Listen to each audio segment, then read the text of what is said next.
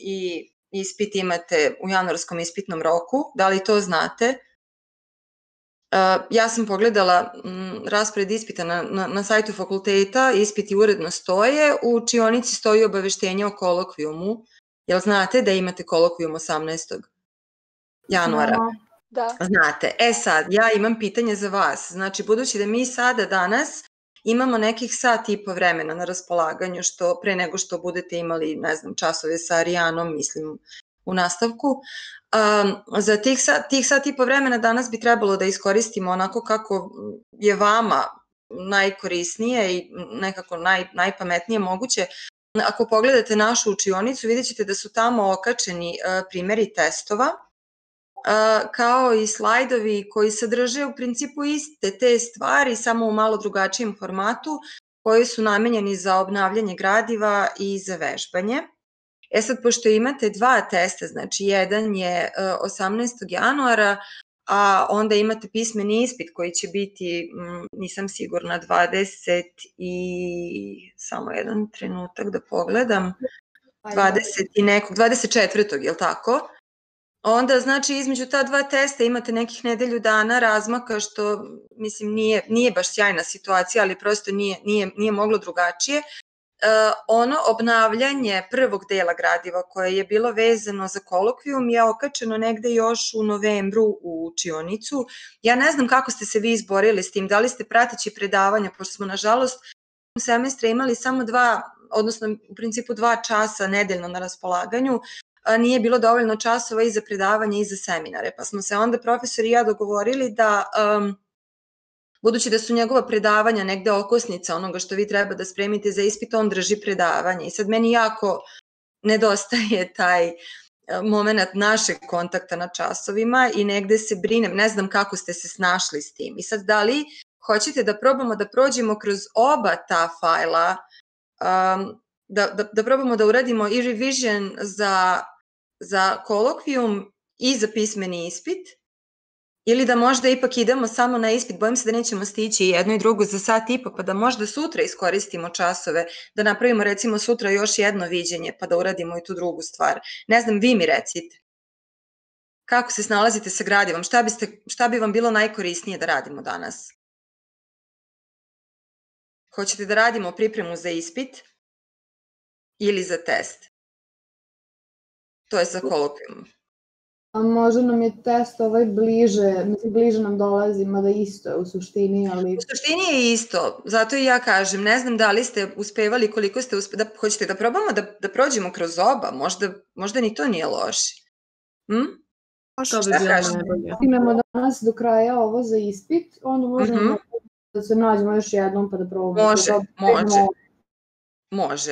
Može. Ajde, onda ćemo ovako. Opet, ja ću probati sad ovde sa Discorda, jako me nervira, ne znam šta mu je od jutros. Probat ću da vam podelim ekran, odnosno da vam podelim Google prozor, gde je naša učionica za uvod. I trebalo bi da odatle lepo radi. Ako slučajno neće, evo ja sad idem, vi ćete mi reći šta vidite. Ako slučajno neće, vi uvek možete otvoriti tu prezentaciju sa učionice. Znači, ja sam sad otvorila midterm test revision. Šta vi vidite? Da li vidite tu prezentaciju, ovaj podnaslov History of the English Language, British and American English?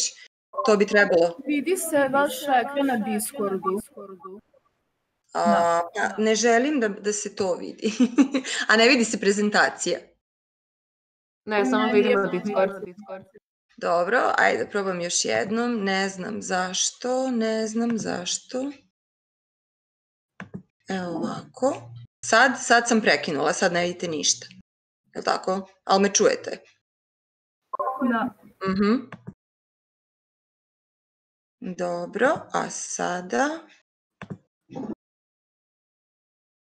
Šta sad vidite? Jel vidite učionicu? Vidi se učionica. Vidi se učionica. Pa u učionici ja ću sada, evo, da pokrenem prezentaciju koja je midterm test revision. Jel vidite te slajdove? Da, odlično. Sad uključite mikrofone i, mislim, ovo je jako bez veze. Ja ne poznajem vas, vi ne poznajete mene, ja ne želim da vas izlažem neprijatnostima, ne želim da vas prozivam, da vas sad, I don't want to put you on the spot. Okay, I'm going to switch to English now, obviously. But for this to work and for you to make it useful for yourself, you need to participate. The point of the class today is for you to ask me questions and then also to try and work with me so that we can work out the questions, the answers to these questions, because this is exactly what's going to come out in your exam.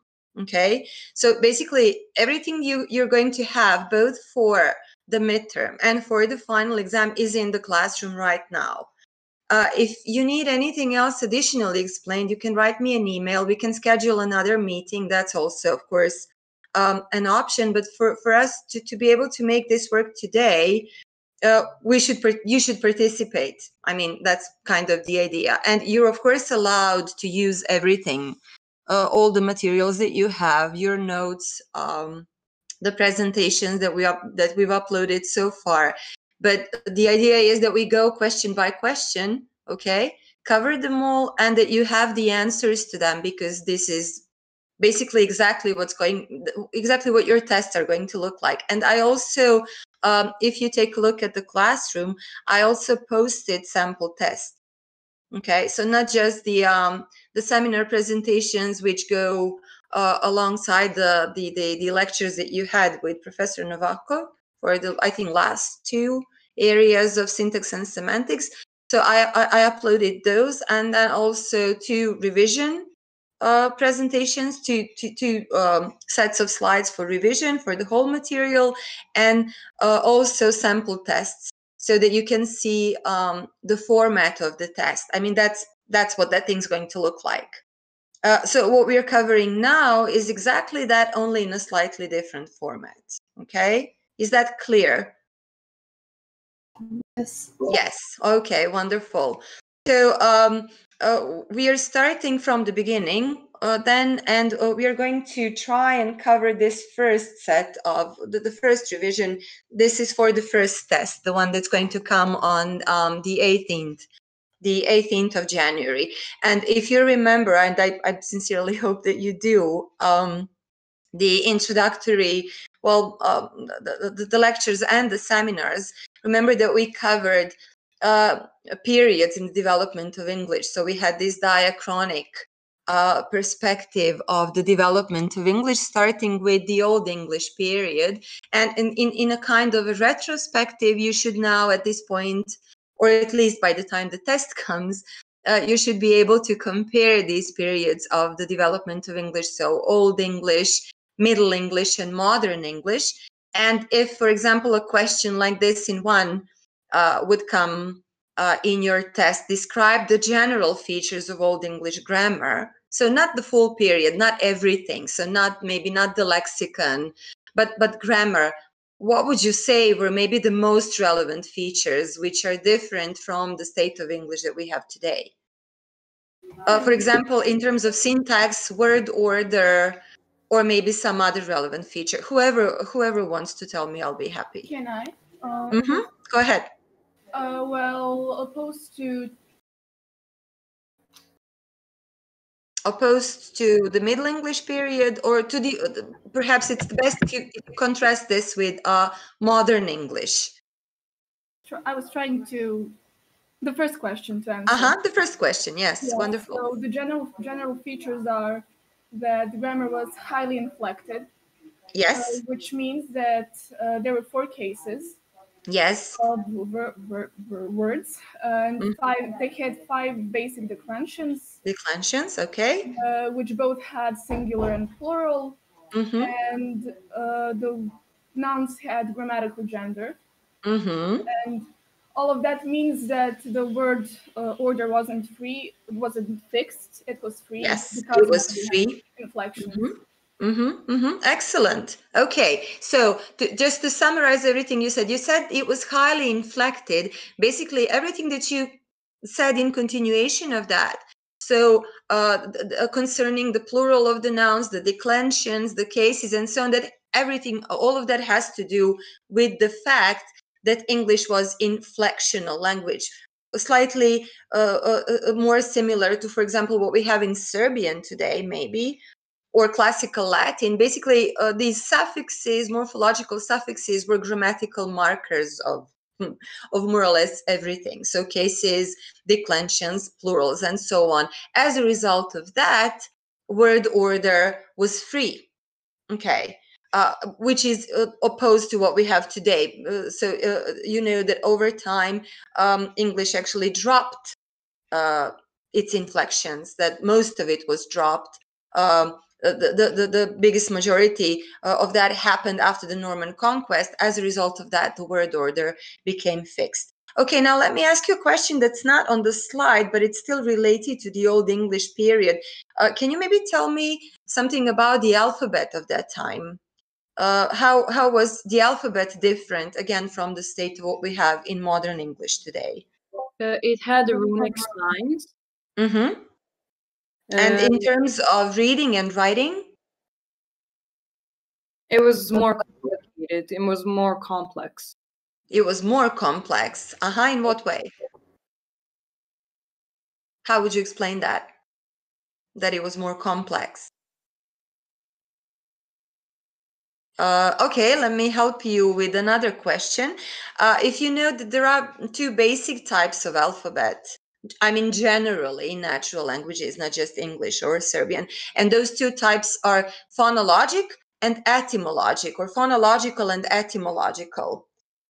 Which of those was relevant during the Old English period, and which of those would describe the alphabet that we have in English today, phonological or etymological? So in the Old English period, did we have phonological alphabet or etymological alphabet? I think that we had phonological, and now we have etymological. Yes, very good. And what does that mean? What is the case with the phonological alphabet? What's the simplest possible explanation for the phonological? That's what we have in Serbian also. To speak as we write. Yeah, exactly. Okay, so you write something down. So you write the symbols for certain sounds or certain phonemes, as you know, and then you read whatever you see written down. Now that state of affairs today changed. English is today etymological. Now, in terms of grammar, I would agree with you that grammar was more complex. It was more like the grammar of Latin, but reading was actually simpler. Okay, because it was phonological. So, I mean, it wasn't a trick question. I'm just trying to make that clear. Today in English, it's quite difficult to read and to spell. I mean, even if you're a native speaker, you're still going to have problems with that, as you know. Okay, because it's etymological and because you don't have this straightway relationship, one phoneme or one sound, one letter. That's the ideal situation. You don't have that in English anymore. So you have to, basically, what do you see? What do you do when you have a new word that you haven't seen before? Well, you probably look it up. You can look it up. To pronounce it. Yeah. So you can look it up online, maybe, but you need to hear it spoken out, or you need to read it in phonological script to be sure that you know how to pronounce it correctly. Okay, so that's like this defect of modern English that actually used to be a lot neater in the old times. Okay. What about this question in 2? Again, in the summation, what would be the most important differences between the Middle English and Modern English period? So whichever area of language you believe is relevant, you can list it. So it's not just about grammar, it's about semantics, it's about pronunciation, it's about the alphabet, whatever you can remember. I mean, let's say like the simpler way to ask the same question would be, what are the most relevant features of English during the modern English period? What do you remember? Do you remember anything about the sound changes that were happening during this time? Which important sound changes happened? What was happening to the lexicon after the Norman conquest? There were no double negations. Good. Very good. Yes, this is syntax. Okay. What else? Some unnecessary letters were lost. Yes. And dropping of final E. And prescriptive grammar was introduced. What does that mean? Well, Samuel Johnson's Dictionary of English Language. And Noah Webster's. This is the dictionary. It's not so much it's not that related to grammar. If it's a dictionary, this is lexicography, this had to do more with the lexicon. Okay, again, back to my question. What was happening to the lexicon after 1066? English came under this huge influence of Norman French, right? And English borrowed the vast number of French words. Exactly. Okay, so French words, which areas of life, let's say, were most affected by this French influence? Well, governmental, military, yes, ecclesiastical, in cuisine, or some names even, such as John, Mary, Charles, Richard. Yes, right. Even personal names were changed as a result of this. Okay, good. Now that would be, let's say, the lexicon. So the stuff that happened to the vocabulary. What happened to syntax? Somebody mentioned or we mentioned earlier, the loss of inflections, dropping of the inflections, as a result of which, what happened to the word order? Word order became more fixed. Yes. Prepositions are used. There was natural gender. Yes. Okay. And do operator was introduced, I believe. Do operator was introduced at some point during, let's say, the late Middle English phase. Initially, if you remember, for example, I think we did that in class, actually. If you remember Shakespeare's English, we tried this, I think it was Hamlet. We tried this passage with Shakespeare's English that was quite illustrative of syntax of that period. So you actually saw that you could, remember that you could negate the lexical verb directly without the use of an operator. So you could attach not to the lexical verb instead of using the auxiliary do. You could also make inversions. Do you know what an inversion is? When you create a question in English, you basically change the word order of the main verb, and you introduce the auxiliary at the beginning of a sentence. So you say something like, did you call me, right, in modern English. But during the Middle English, you didn't have this auxiliary, so you would just invert the main verb.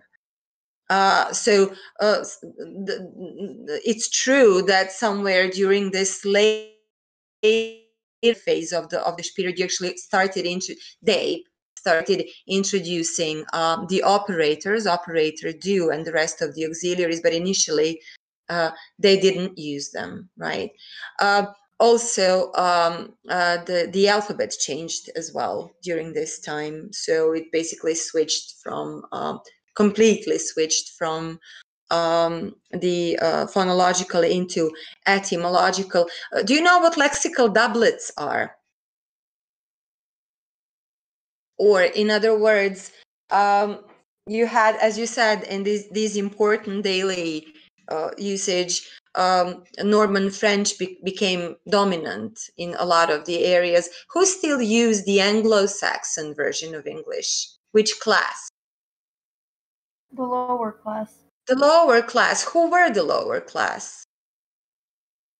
Who were the nobility after the conquest?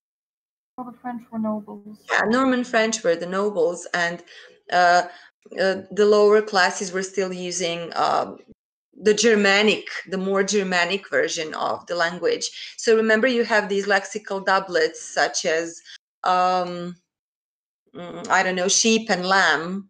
Remember those examples, like for food and the animal? The fancy word for the... Swine, pork, sheep, mutton. Yeah. So the fancy word, the noble word for the meat actually came from the Norman French. That's a good example of a lexical doublet, those strings of words. So it's also a good illustration of what was happening to English during that time. It was somehow sawed in half, right? You had like this Germanic half and the Norman French half. Okay, so that would be, or at least some of that would be more than enough in the test. In the test, the question is going to come focus. So we are going to ask either about the spelling or about the syntax or about the lexicon, not everything at once. But this is what we mean by that question. Okay, is that clear? Mm-hmm. Okay, good. Now let's move into the third question. So one of the most important sound changes in English in general was this great vowel shift. Do you remember first of all, when did it take place? And then what happened? What would you say happened during the great vowel shift? It happened circa 1400 and 1800. It involved the regular movement of the places of articulation. Of what? Which sounds?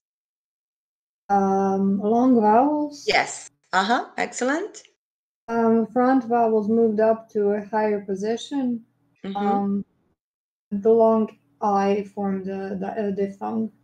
Yes. Most of them, well, some of them became diphthongs, okay? Others just changed the place of articulation. Do you remember what we mean by place of articulation? What is a place of articulation in phonetics and phonology? What is that? What do we mean when we say a place of articulation?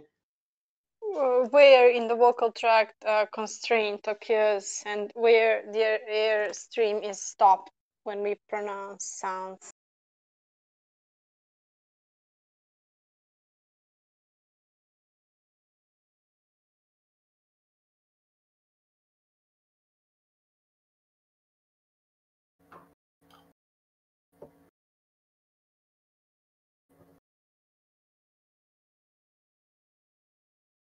Where the sound shift, or during the great vowel shift, long vowels, all of them moved to a higher position in the oral cavity. That's the whole point of the great vowel shift. And it's actually quite fascinating because it took a couple of centuries, as you know, to finish. And it happened in a fully systematic way, but nobody knows what triggered it or how it came to the beginning, like what started it. We just know what happened. And yes, the idea is that they all changed the place in the mouth where the vowel is actually produced. That's the whole idea. And then those that were already the highest or in the highest position to begin with, they became diphthongs. What is a diphthong? What's the definition of a diphthong in phonetics and phonology? Okay, it's a combination of two sounds. It's a vowel. Basically, exactly. So it's a vocal sound or a vowel that contains two phonemes together. For example, IA, for example. I, A, ear, all of those combinations are actually vowels. So two sounds put together. Okay, very good. What is the significance of the Norman conquest in the context of the development of the English language? This is basically just another way to ask the same question. So what would you say? I mean, we're not going to repeat everything that we said so far, but that Norman French was probably the most significant influence in the change of the English language overall, that it affected all areas of language, so the lexicon, the spelling, the reading, so the pronunciation and the way in which English was read, and also its syntax.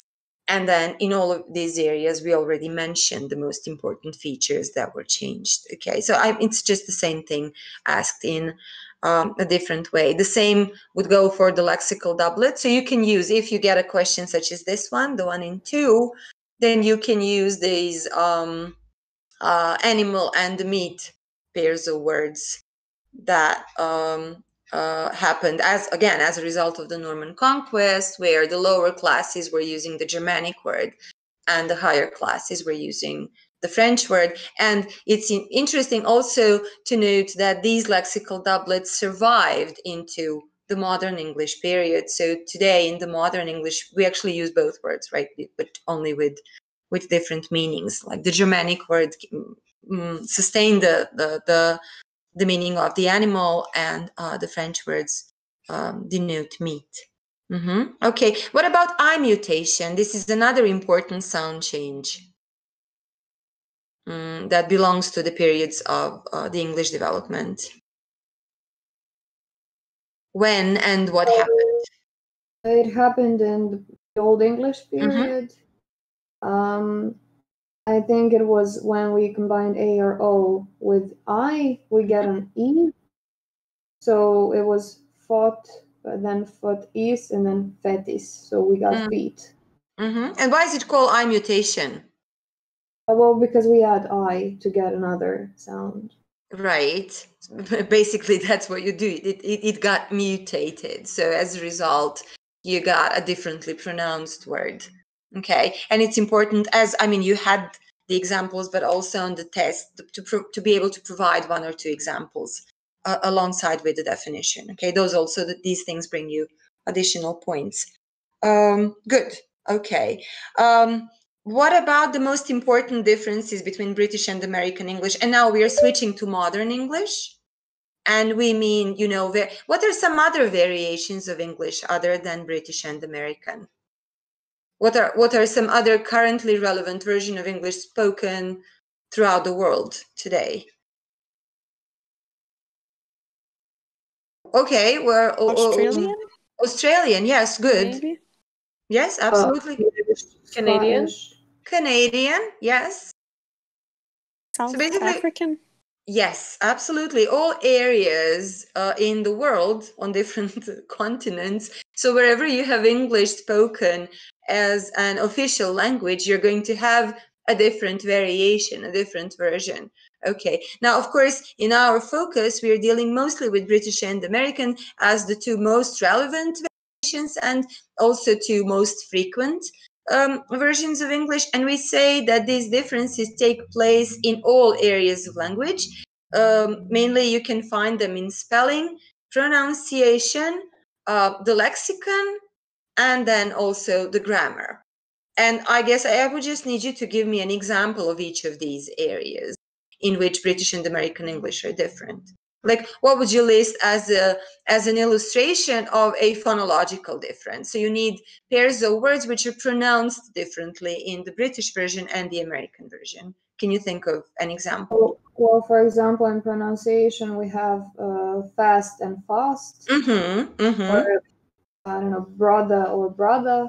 Yeah, this sound, the r, is generally just a long vowel in this RP British version of English, right? So I don't know, they're going to say car, and the Americans are going to say car. So this is a systematic difference, if you will. It's going to be pronounced like that in all words containing this particular sound. Okay, and then you have, as you said, you have this which is usually, or which is usually long, or in the British version. Okay, what else?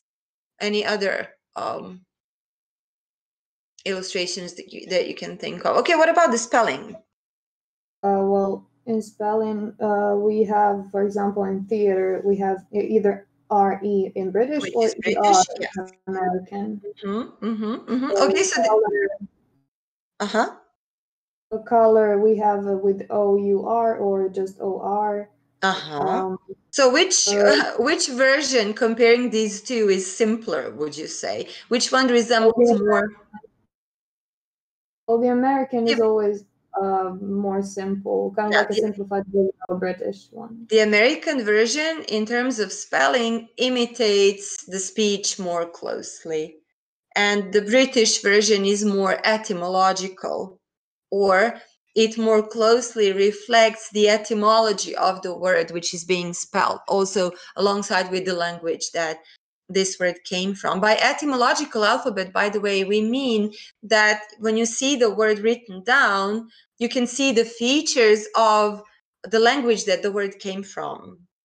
Okay. What are, for example, some examples of, in modern English, of some words which came from French, where it would be quite clear that this is a French word? can you maybe think of things that are spelled and pronounced in this, so to say, French manner, even in modern English today? You know, words like latte or cafe or fiancé, right? Even in the pronunciation, they still reflect this etymological background. Okay, well, how is the word, do you know this, the most extreme version of the simplified spelling? That would be an example of this issue. How do you spell through in the American version of English? Maybe the simplest would be hold on, THRU. Yeah, exactly. Now it's not standard. This is not a standardized type. It's not a standardized spelling, but you will see this written down in American text, on the internet especially. Okay, so yeah, that's the trend, or in other words, those are the trends in these variations of English, that basically the British remains etymological, highly etymological, and the American resembles or has this tendency, gravitates towards imitating the spoken version of the language. Okay, good, very good. Now, what are the differences on the level of the lexicon? Like lexical doublets, things that you say differently, or that would maybe generally belong more. Of course, they overlap, and you can hear everything in all versions of English. But you know, I need an example of the same concept that has two lexical realizations, and one is British and the other one is American. For example, we have autumn and fall. Yes. Rubbish and garbage. Yes. Petrol and gas. Good.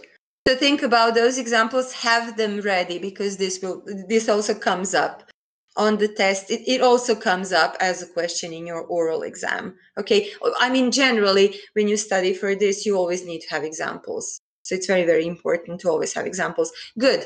Very good. And finally, grammar. Think about, well, I don't know, the usage of the tenses. What about the tenses? I'm sorry. Go ahead. Okay, we have only different tendencies. We have, for example, when it comes to subjunctive, in American English, we use subjunctive more than in British English. In British English, we use should, usually. And when it comes to past simple and present perfect, past simple is usually used more than past perfect in American version. Past perfect or present perfect? I think you mean present perfect. Yeah, present perfect. Yeah, okay. So yes, exactly. So the tendency, again, in the American version of English, you have this tendency to simplify things also on the level of grammar. So when they want to denote past, okay, if something happened in the past moment, they're quite easily going to use these time adverbials, which as a rule come with have or with present perfect in the British version of English. So they're going to say, I just saw him, for example, in the American version of English, whereas in the British English, you have to say, I have just seen him. So yeah, present perfect is a lot more frequent. Also should is a lot more frequent in the British version of English than in the American version of English. Okay, so tenses are a good example of these differences on the level of grammar. And what about syntax? Can you think of, of anything else that would be a frequent difference in the area of grammar between British and American English? Other than the tenses. Maybe some specific words. Again, please. I want to say that in American, there's no L doubling. No L doubling. Okay, this is spelling though, but yes. For example, where do you mean? Traveling. Yeah. But this would belong to the area of spelling. Again, simplifying the spelling. right? What about, somebody mentioned earlier, descriptive and prescriptive grammar. Think about prescriptions. Think about prescriptive grammar as such. Where is prescriptive grammar, do you think, more evident, in British English or in American English? Think about comparisons, for example. Or finish the sentence for me. Peter is taller than me, or Peter is taller than I? Which one is correct? Which one is me is correct? According to descriptive grammar, yes. According to prescriptive grammar, no. You should use the nominative case in comparative sentences such as this one. So you should say Peter is taller than I, or even Peter is taller than I am. Now, this sounds old-fashioned and artificial and archaic, and it's definitely belonging to this area of prescriptive grammar, but you're going to frequently hear this in British English, a lot less frequently in the American. Okay, so if you think of generally of rules of prescription and description, more of prescriptive rules will still be used in the British version of English. British grammar is stiffer. It's more formal than the grammar in the American English. Okay, good. Any questions about the stuff that we said so far? Anything that you might like to add, maybe? Or that you need me to clarify? Anything at all? Okay, if you think of something, you can always ask me later, or you can send an email. I hope you know that. I mean, that's also perfectly fine. If you have additional questions after this, also please email me with the questions, and I'll try and help as much as I can. Okay, then let's move into this area of phonetics and phonology. And okay, just a short answer, I guess, for this question in one. Do you see the question? Write a phonetic symbol which corresponds to the phonetic description of the following phonemes in English. This now has to do with the classification of English phonemes according to the place and the manner of articulation. So if you need an example, and it's enough if you just have one. Which phoneme would this be? An example of an labiodental voiceless fricative.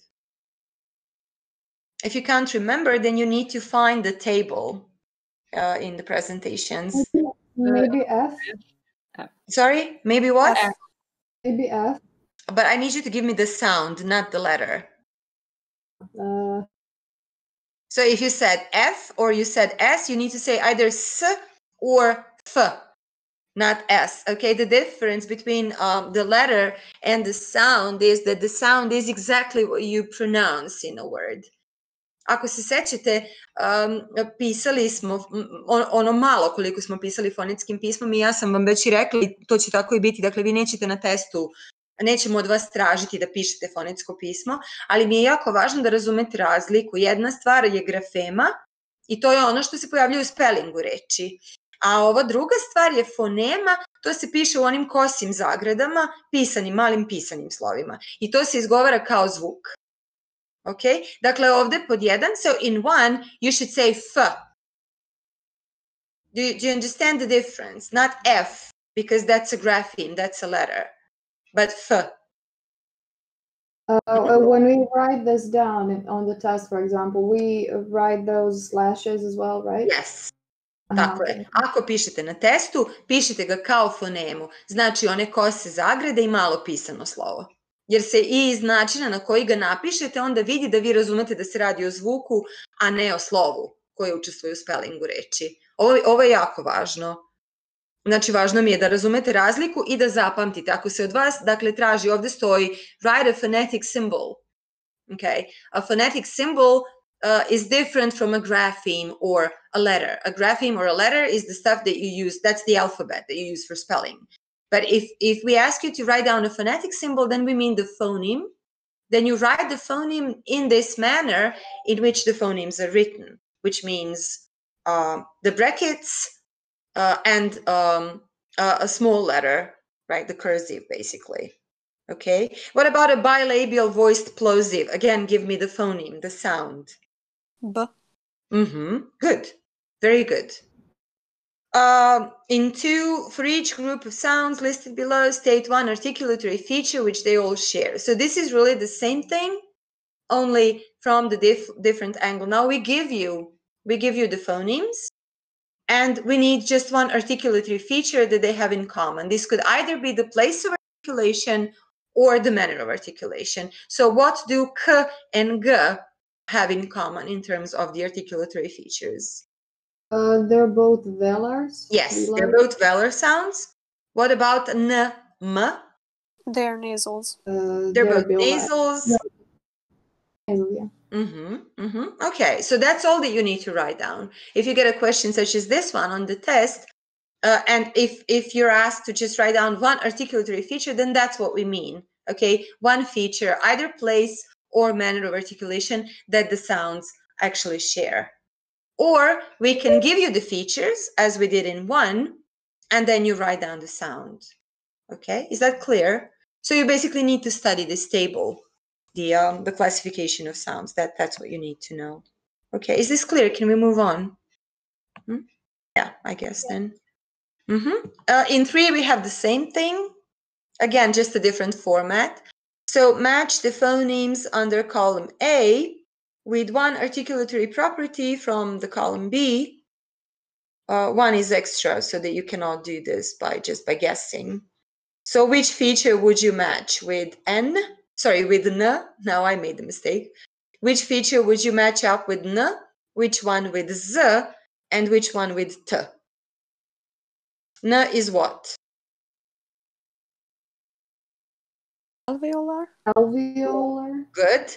Z is a Fricative. And T? Plosive. Plosive. Okay. Good. So I mean, as we go over these, feel free to look at your table, the one that actually gives you the classification of sounds, because it's all in there. So anyways, the questions for that part can come in one of these formats on the test. So either 1, 2, or 3, or maybe even all of them. But it's always asking for the same thing, only in a different way. Okay. What about the question in 4? Which of the following words end in a voiceless, so minus V, and which in a voiced or plus V phoneme? For you to know how to answer this, you need to pronounce the word, I guess, to be able to say that it's either minus V or plus V. So what would you put down for house? Now I did this on purpose. House. Minus or plus? Sorry? Voiceless. Minus V. Minus V. So it's voiceless. Brick. Voiced. East. Minus brick. K. Okay. K is minus. Okay. Label.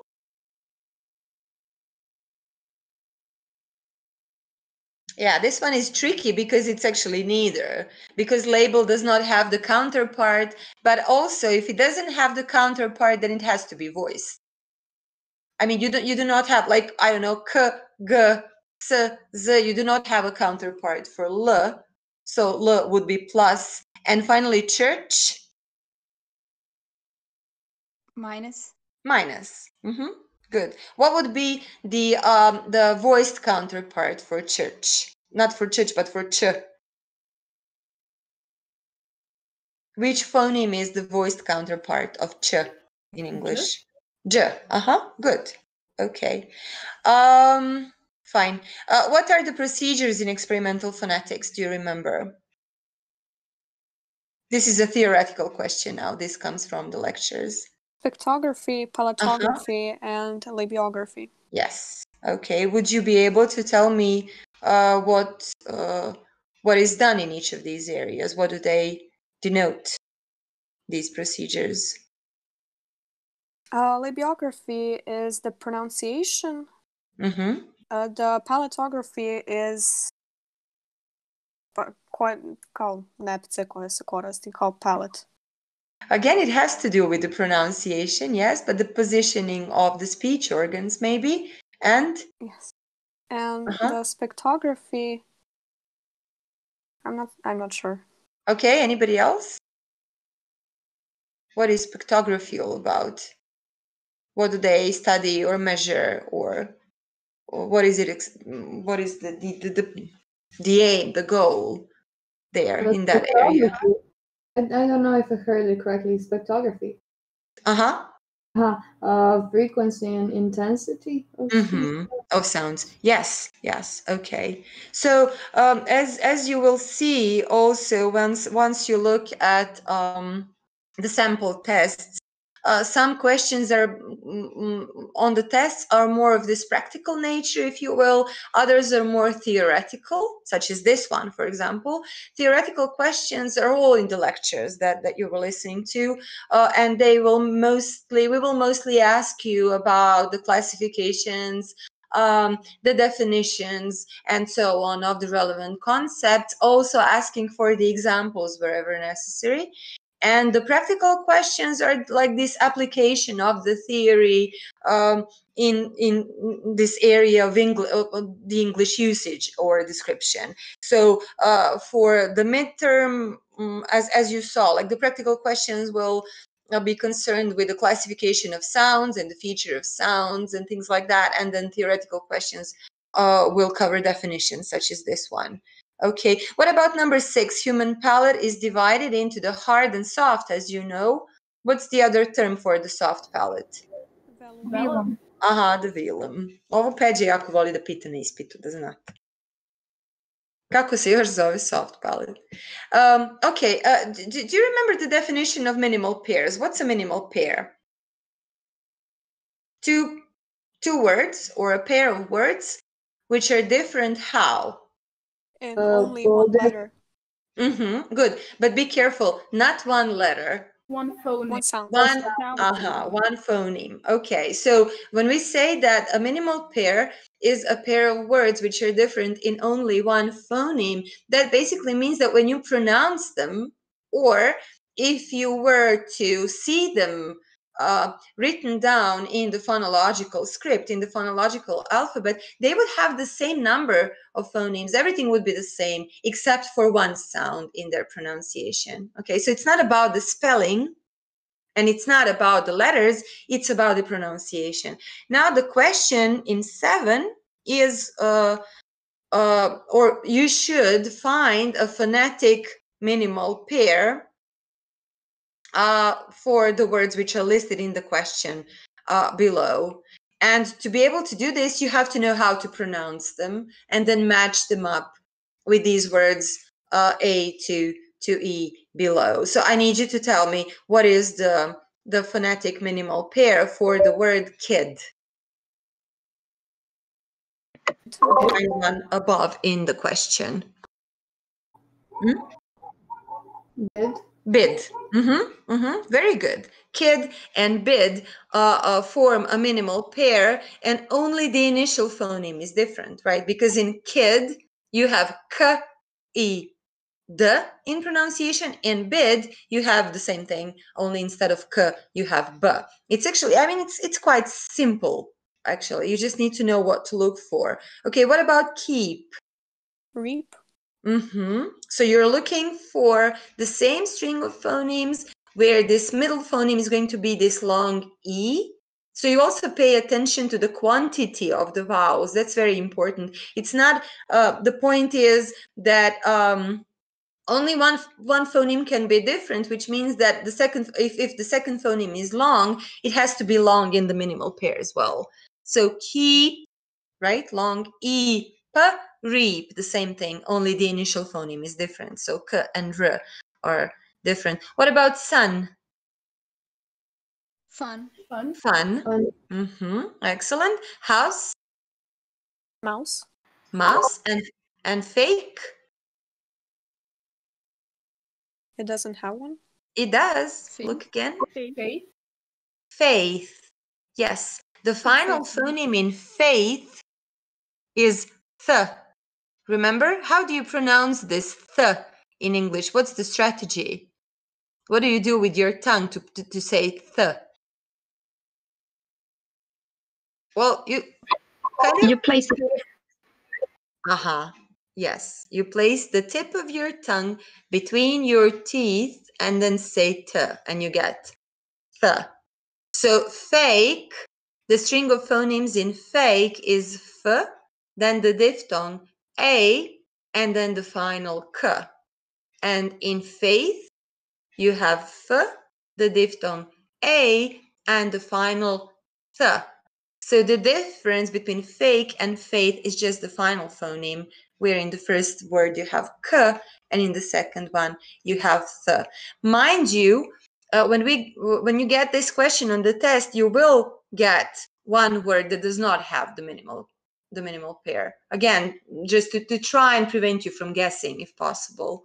Okay, but always be careful and test all the words that which are offered, just to make sure that that you actually do or do not have the counterpart for this. Okay, good. You're actually doing quite good. I'm quite happy for the time being. Okay, what about free variation in 8? What is free variation in phonology? Remember, you have two terms which are related. There is a relationship which is contrastive, if you will, and we have complementary distribution on one hand, and we have free variation on the other, and you need to be able to define both of them. But what is this free variation? What does it mean? What does it refer to? A word can be pronounced two different ways with two different phonemes, but it still means the same thing. Yeah, so you can pronounce the word in two, at least, maybe even more, but in at least two different ways with no change in meaning. For example, economics and economics. Yes, e and e. So economics, economics. What else? More examples. Again and again. Yes, very good. Again and again. Neither. One more? Neither. Neither, neither. Yes, either, either. Okay, so you can choose. These, by the way, are also examples for these versions of English that we talked about earlier, where one of them is usually more frequent in the British English version and the other one is more frequent in the American version, but they still kind of appear everywhere. I mean, in both, and also in the rest of the versions of English, and there is no change in meaning. And in the contrast to this, it's not on the slide, but still, let's just remind ourselves, since we are talking about this, this is free variation. And what is complementary distribution? It is this rule which prevents you from what? What does it prevent you from? Something that's not allowed under complementary distribution. What is that?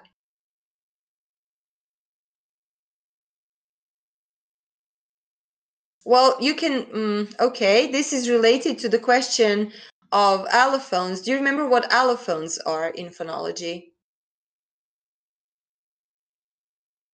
Allophones. Contextually conditioned variations of the same phoneme. Yes, exactly. Yeah. This is the definition, but I need you, I want to be sure that you understand this definition. Yes, it does have to do with the contextual conditioning of the same phoneme. It means basically that the same phoneme can be pronounced differently depending on the sounds which precede and follow it. Why? Well, because something is simply easier or more difficult to pronounce under the certain circumstances. The example for this was this dark L. Do you remember this dark L? What is this dark L all about? Kind of like closed off, like bottle. I didn't hear you. I'm sorry. It's two versions of L that you have available in English. Can you repeat what you said? It's kind of like a closed off L. Yes. Like bottle. Yes, exactly. In bottle, it's dark. And do you have an example of a word in which you would just have this regular L, which is not dark in English? Literal. Yeah, exactly. So if it's in a word initial position, then it's not dark. Why is it dark in bottle? Well, try to say bottle. It's unnatural. It's like more closed. In other words, your speech organs are going to be differently positioned because of the preceding sound, because of this preceding fricative. It makes it into this dark version. Now, back to my original question of complementary distribution. Complementary distribution basically says that allophones will contribute to a change in meaning in a word, and allophones are, as a rule, prevented from occurring in the same context. Okay, you cannot use allophones in the same phonological context. Allophones trigger different contextual realizations, and also a change of meaning happens as a result. Whereas in free variation, you can choose the way in which you pronounce the word and the meaning stays the same. That's why I said, it's really the same thing, only, like the opposing pair of relations. Okay, so one or the other usually comes up as a test question with the examples. Okay, take a look at the question in 9. Again, this has to do with the pronunciation of the word. We're choosing the odd one out. You know this odd one out, the game. What do? You take out the one that does not belong to the string of the words. The odd one out is always going to be based on the pronunciation of the vowel that the word contains. So I'm not going to pronounce the words for you, but you go ahead and pronounce them, and then we'll try to pick the odd one out.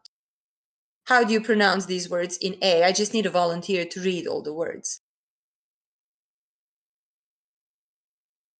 Whoever wants to. So we have put, shut, cut, bad, and trouble. Excellent. And the odd one out is? A trouble. Why? Because it doesn't even have a similar pronunciation. Okay, go ahead and pronounce them again.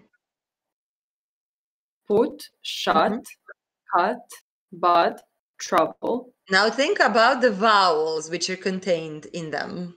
What are the vowels? The vowel sounds. In put, you have which vowel? You have U, right? In put. Yeah, but we have A. Cut. The same, A. But? The same and trouble. Okay, then we put. Then, okay, I need you to, so is this clear to everybody? We are basing this not on the word length, not on the number of the syllables. We don't care about the consonants, nothing else. So the idea is to just single out the word which contains a different vowel. And yes, you're right. In this case, only put contains short U. All the rest of them, the other words contain a short A in pronunciation, which is why put is the odd one out. Okay. What about B? Can I do Again, it? we should just read. Yeah, just go ahead and read the words, and then we'll see. Black, blank, blue, apple, bad. What do you think? Maybe blue. Yes, because the rest of them are normal sounds, and this one is kind of a blue. Yeah, it's different. This one is blue. Okay, which vowels do we have in black, blank, bad, and apple? If I ask you to just single out the vowel, which vowel? A. It's not A, it's A. Sorry. Right? No, it's fine. Try the pronunciation again. Black. So it's A. Blank. Apple. It's like this initial. Sad se namerno se kreveljim, mislim mora tako. Bad. So this is all A. And then in blue, as you said, we have U. So the sound, the vowel is different, which is blue, which is why the blue is the odd one out. Good. What about C? Can I do it? Yes, please. Go ahead. See, leave, heat, intend, sweet. I think it is intend because the others have a long E. Very good. Intend has a short E. Okay, good. So in these examples in C, all the words actually contain the same vowel sound. Do you see that? But only one of them is long. So this quantity of the vowel can also be the factor here. And a difference in length also contributes to a difference in meaning. Like in hit and heat, you have two different meanings, right? Hit means udariti nekoga, a heat je grejanje ili zagrejati ili tako nešto. So the length Just the length, the quantity adds to a difference in meaning. And in this group of words, only intend. So only this word contains a short initial E, while the rest long one. Okay, which is why intend then is the odd one out. Is it clear how this works? So in the exam, on the test, you just need to be careful and like read them all to yourself. Here I didn't state it, but I will state the criterion on the test. So I will say something like pay attention to the vowels, or pay attention to the quantity of the vowels, or maybe both if both are relevant. And then that's what you do. You pronounce all the words, and then you look for this one feature, okay, in the area that was labeled as the criterion, and then you look for a word which is different. Good. And finally, grammar. Okay. What are some different meanings of the word grammar? Okay, this one is easy. It's the introductory part of Pedge's lecture. What did he say that this word could denote? I think there are 3 meanings that you should remember here. Grammar could be system of rules, book about rules, and description of a behavior of group of readers. Like the systemic description of a language. This belongs to the area of meta language, or it could be the system itself, or it could be the book containing these rules, like the grammar book. Okay. Which 2 basic grammatical relations are there within a syntactic structure? Syntagmatic and paradigmatic. Syntagmatic. Yes, exactly. Syntagmatic and paradigmatic. Would you also be able to define them and tell me what they represent? Yeah, so the syntagmatic relations refer to the combination of elements within the sentence. And paradigmatic refer to the actual relations between the units that are in the sentence and the units that could have been at that a specific place in the sentence. In the same position. Excellent. In other words, the syntagmatic or the horizontal axis deals with the word combination into larger units, and the vertical ones deals with substitution, and also tells you which syntactic elements could be replaced by a similar structure in the same syntactic position. Yes. Okay. What are the most important syntactic functions in English? Think about the pattern, the typical pattern of the English sentence. Well, nouns, verbs, pronouns. Those are parts of speech or word classes. To su vrste reči. And object. Yes, yeah. So you have 2 systems basically for classifying language elements, and one of them, as was the first answer, one of them has to do with classes of words and parts of speech. Those are verbs, nouns, adjectives, prepositions, interjections, and so on.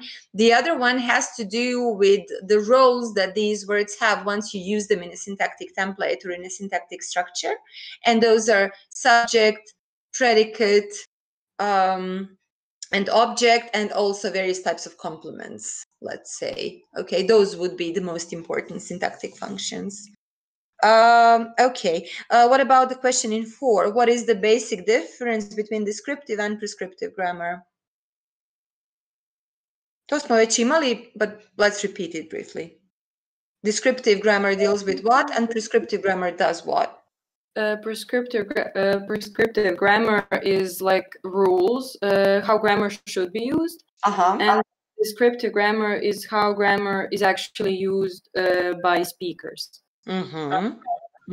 So prescriptive grammar could be a grammar book which tells you that you shouldn't, what shouldn't you do in English? Something that you know that you, and I mean, most of the time, and this is a funny fact about these 2 systems of grammar, is that most of the time you actually know that according to these prescriptive rules, you shouldn't be doing something in a language, or you shouldn't be saying something in a certain way, but you do it anyway. So it's not because you don't know the rules of grammar. It's because of some other, maybe extra linguistic reasons. It's language has like this mind of its own, and speakers use language in a more loose, more relaxed way than it's usually recommended by the grammar books. But can you give me an example or two for English, like things that shouldn't be said, but everybody says them anyway?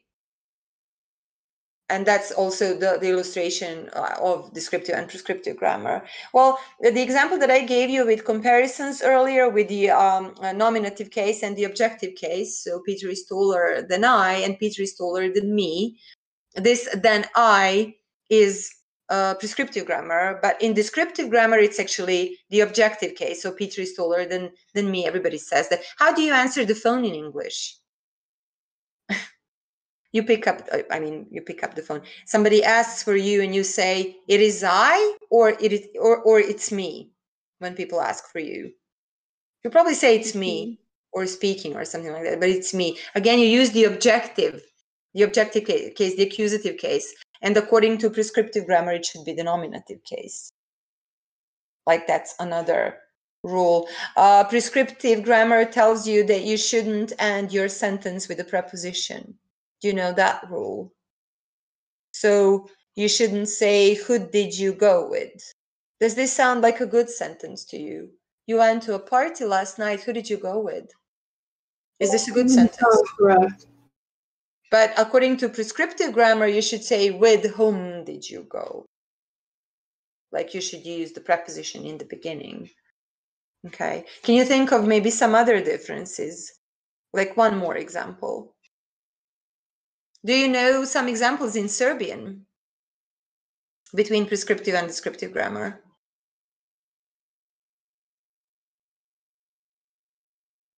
Kako se kaže množina od bicikl u Vojvodini?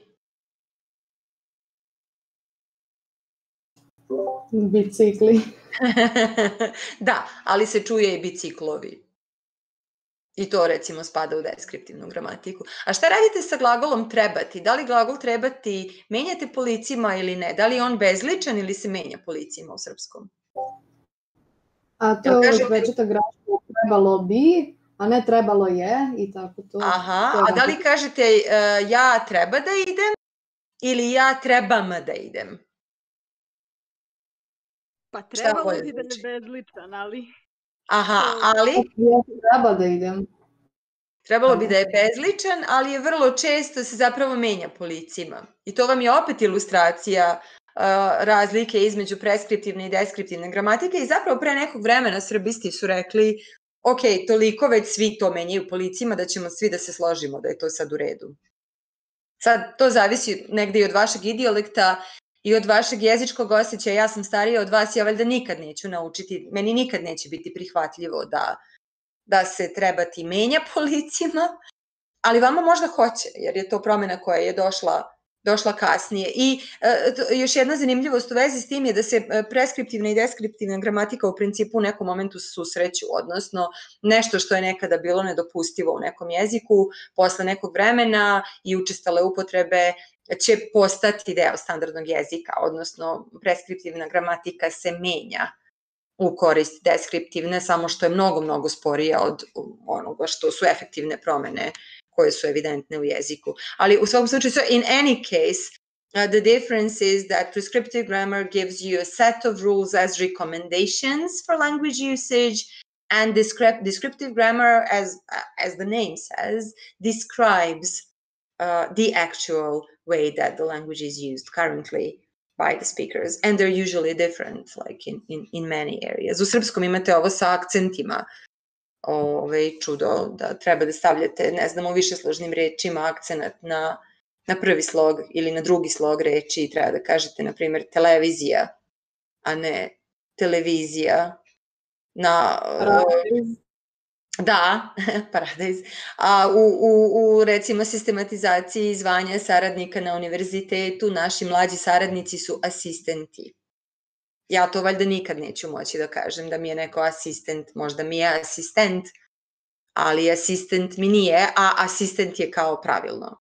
Tako da u tom nekom smislu uvek imate nekakav raskorak između onoga što je preporuka i onoga što je upotreba. I sad nemamo vremena za to, ali tu sad upada cijela ona priča o razlikama između recimo srpskog i hrvatskog, o tom nekom jezičkom nasilju i tako nekim stvarima, ali valjda ćemo se u drugom semestru viđati u učionici malo više, pa ćemo imati prostora da pričamo i nešto zanimljivo.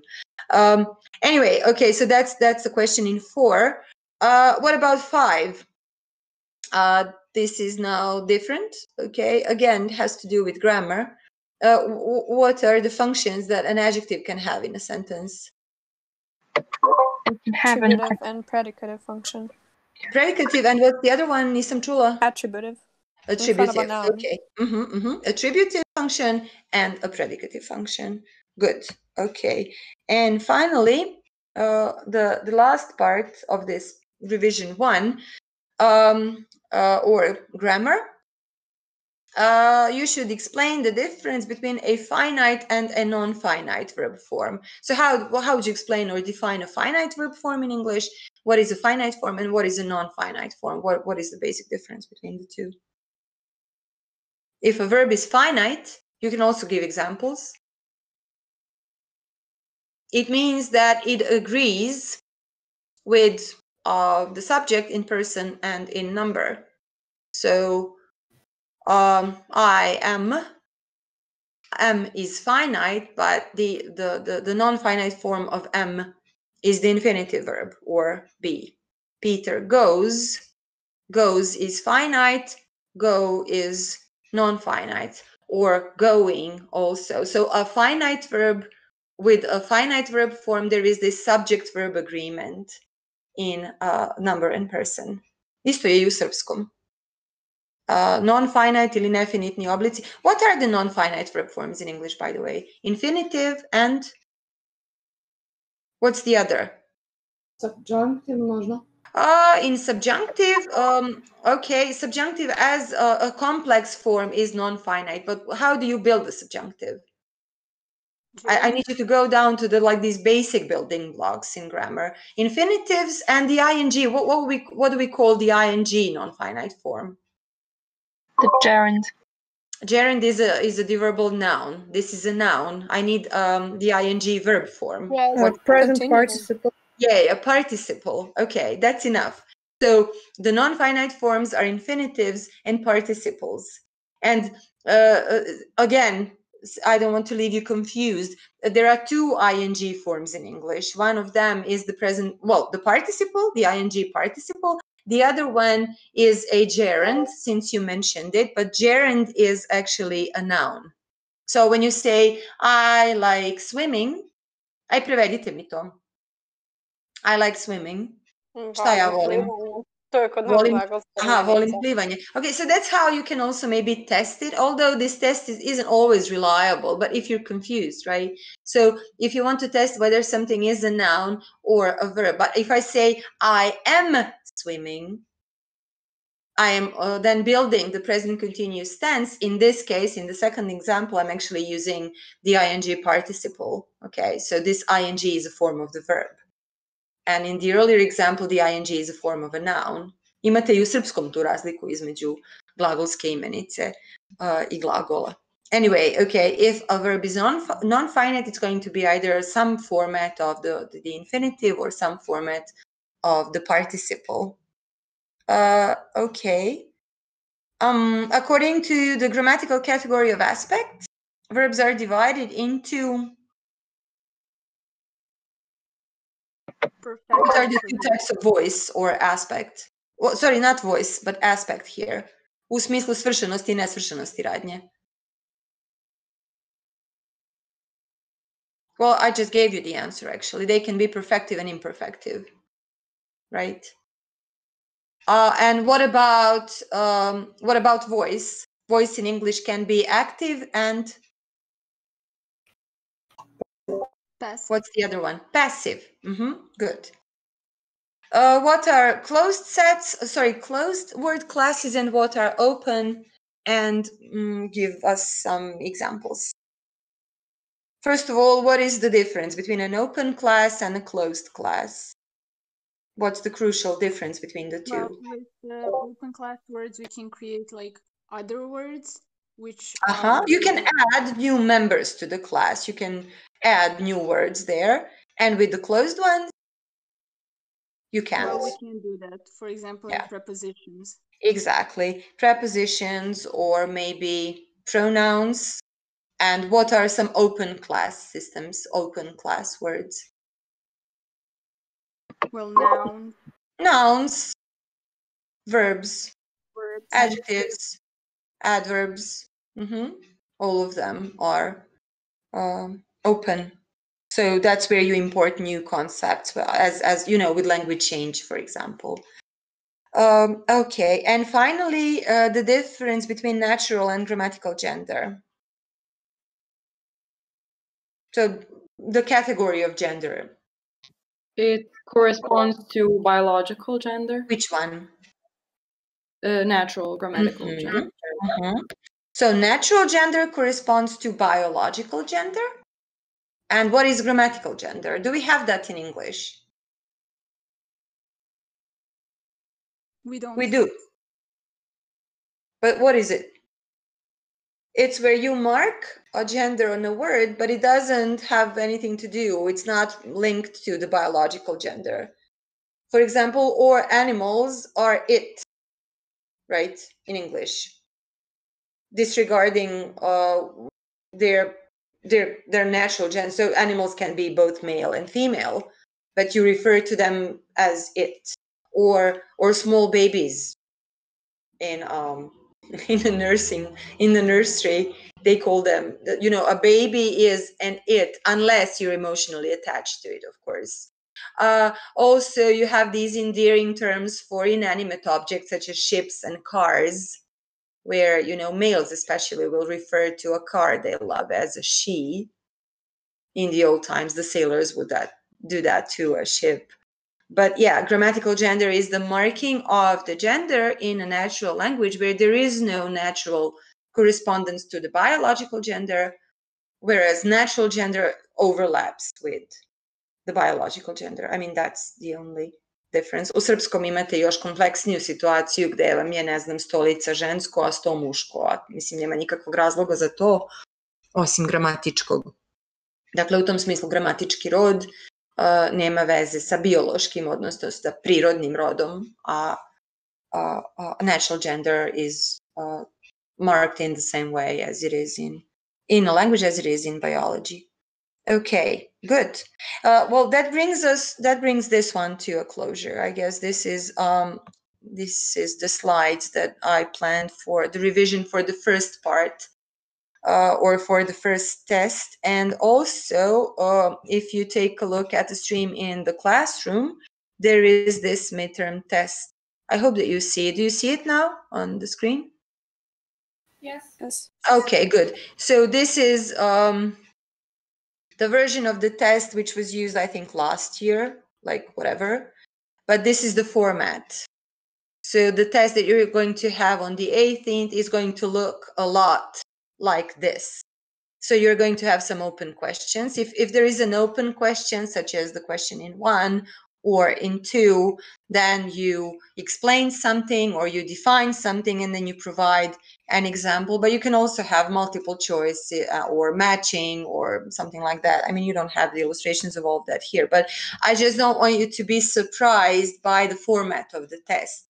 The reason that I gave it to you is because I think that it's a good idea for you to know what the test looks like in advance, so that you're not, you know, startled by the very format. But it's really going to be exactly what we talked about today. So that part is going to be covered by the first test. And I also posted, this is the final test, which covers morphology, like 3 areas. So morphology is the first part, and then syntax, and finally semantics. And there is an example here. And so this is all in the classroom. And I also have revision slides, like one post below that. It's right here. And I think that it's maybe a good idea for us to actually do this tomorrow. What do you think? Profesorka, mi sutra imamo kolokvijum iz psihologije. A sutra imate kolokvijum. Dobro, hajde onda ovako, meni je potpuno svejedno. Vi možete, nadam se da ste stigli koliko toliko da se upoznate jedni s drugima, pa u tom smislu, hajde vi sprovedite neku anketicu, dogovorite se, pa mi pošaljite mail sa nekim predlogom datuma kad bi vama odgovaralo da se opet vidimo recimo jednom ovako na sat i po, pa da prođemo i kroz ovaj revision za pismeni ispit. To može biti ove nedelje, a ne mora biti ove nedelje, može biti i u januaru, mislim, meni je tako svejedno, samo mislim da je za vas dobro. Ja sam, kažem, stavila te slajdove, vi možete da prođete kroz njih, možda i sami, pa da mi samo pošaljete pitanja, to je isto opcija, kako god hoćete. Ali ja mislim da možda nije loša ideja da se vidimo još jednom ovako pa da pričamo, jer onda više vas nekako to čuje i zapiše i možda bude jasnije i ja možda nešto mogu da objasnim tako da svi čuju. Pa u tom smislu je to možda dobra ideja. To kažem zato što je do sada, dok nije bilo korone, mi smo uvek imali bar jednu radnu nedelju još u januaru. I mi smo tada radili ta obnavljanja, ali koliko sam ja videla po našem kalendaru, po našem radnom kalendaru mi nemamo uopšte, nama je sad sve spojeno od 25. do 18. januara. Uopšte nemamo, mislim da više nemamo nikakvih contact hours u smislu planirane nastave.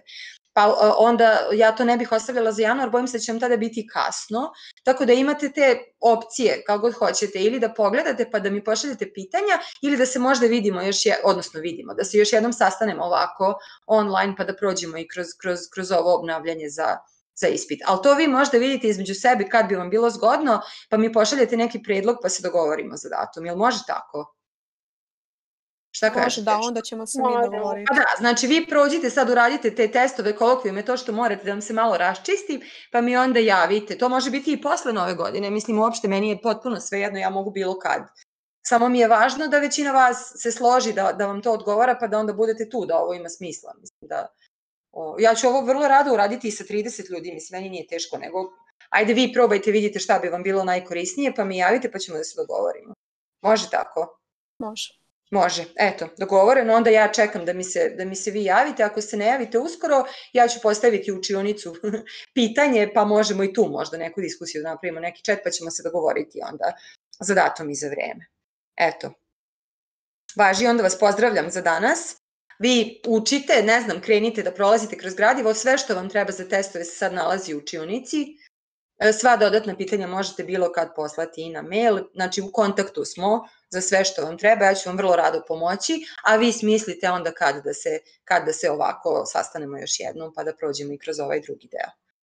Dobro, eto, onda to je to za danas, pa sve najbolje, čuvajte se, molim vas, opet to je najvažnije, ostanite zdravi, a sve testovi, kolokvijum i sve ostalo, to će sve da se sredi samo, mislim, i jednog dana će vam biti smešno oko čega ste se sve nervirali, ali dobro. Ništa, eto, pozdrav za danas onda, pa ja čekam da se vi meni javite. U redu? Dobro, prijatno profesorka. Doviđenja. Nema, doviđenja.